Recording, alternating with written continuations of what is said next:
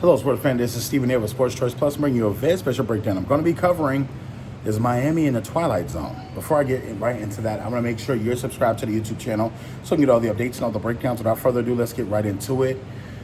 With the Miami Dolphins' tricky offseason, I feel like they're handicapped right now because they have so many different issues. It's just not one that you can focus on, and it's so many different bubbles you have to pop to get to the actual core issue.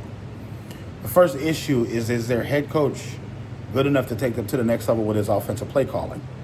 Yes, we've seen the first year where they started to outscore people by large amounts of points, but then the league caught up to them, and Tua got hurt. And you got to think now, Tyreek Hill is unhappy. Jalen Ramsey is unhappy. They got people on the trade block, supposedly. And you got questions. Why wasn't Tyreek Hill moved by the draft? Why wasn't Jalen Ramsey moved by the draft? And you have so many different questions on, can they get out of a finesse mode in Miami? Are they going to be retooling this team in Miami? I think that the first three picks, and I like the first three picks that they took a defensive tackle out of Michigan. They took an offensive guard out of Arizona and another defensive tackle out of Maryland. They got beef. When you think about that defensive line is going to be bigger, beefy. The offensive linemen, they're improving. And you got to think, they want to protect Tua because they just paid him a lot of money. And you got to think, are they going to move on, essentially, from either Ramsey or Tyreek Hill this year? I know that the football president of operations spoke about they want to wait for the right deal to get rid of Jalen Ramsey. At this point, I'm just going to be honest with you. You got to get rid of them while they're hot.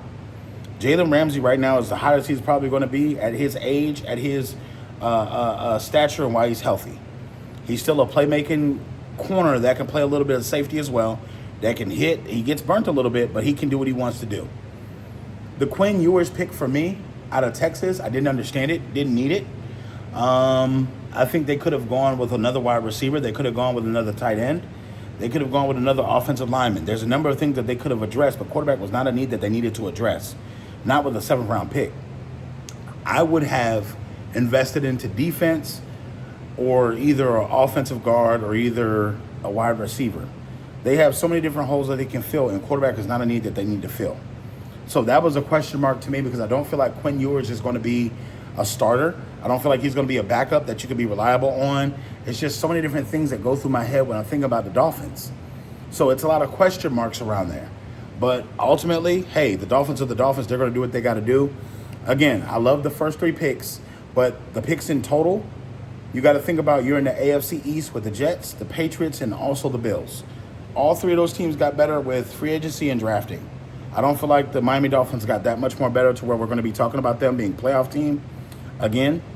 I think that if Tua can stay healthy, at best, this team is an 8-win team. I don't really see the writing on the wall as far as a silver lining. I see that potentially the head coach can get fired and they're going to clean house.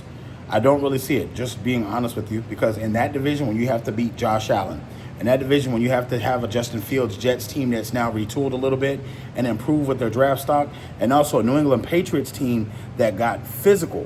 When you look at the offseason of the Patriots, what they did in the trenches as far as D tackles, offensive tackles, the big uglies, that's where you really win games at. That's where you really change the franchise rotation of where you're supposed to go. So being that Miami didn't do all of that, I think that they slip a little bit in the power rankings, and you'll see them next year have to kind of figure out midseason what they're doing. I don't know if Tyreek Hill is going to be a good camper throughout and be positive to where they can work with him and find him a new trade home. I don't know if he's going to be disruptive either. But I think that overall the Miami Dolphins have a lot of choices to make, and they have a lot of changes to make as well. Do you transition into a transitional period where Tua is just a guy holding the ship steady until you get his replacement in here? I don't know. It's just the Dolphins don't make complete moves that you see the picture and you be like, okay, cool. Mike McDaniel, his offense is kind of fit for one or two guys, and that's it. You take Tyreek Hill off this offense, and then it looks like a totally different offense. Jalen Waddle not being healthy affects this offense more than we know. But you have two little receivers as your lead guys on offense. I don't know how long that's going to take you to figure out that's not going to work. Because the guys are not big enough to make an impact to where, okay, when you shut down Tyreek Hill, what are the Dolphins on offense? So you don't have a running game that's thorough enough for you to dictate what you can do to a team, and your running game doesn't travel in the cold. So you're kind of screwed. So All you Dolphins fans, get in there, let your frustrations out. All you NFL fans, what do you feel about the Dolphins? Definitely check out Sports Choice Plus for all the breakdowns and all the updates. We'll see you on the next episode.